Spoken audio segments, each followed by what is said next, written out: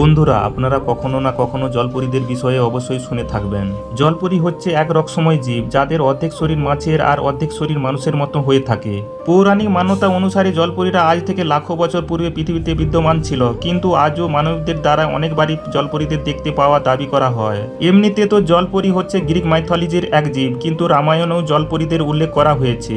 রাবণের কন্যা স্বর্ণমচ্ছা, যার অর্ধেক শরীর কন্যাদের তথা অর্ধেক শরীর মাছের মতো ছিল।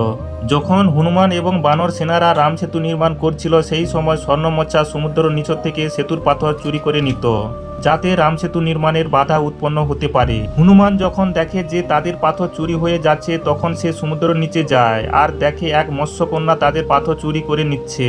হনুমান যখন তার পরিচয় জিজ্ঞাসা করে, তখন সে নিজেকে রাবণের কন্যা হিসেবে আখ্যা দেন, আর এটা রামকীয় রামায়ণে উল্লেখ করা হয়েছে। তো বন্ধুরা, ভগবান রামের ভক্ত হয়ে থাকলে কমেন্টে জয় শ্রীরাম অবশ্যই লিখবেন।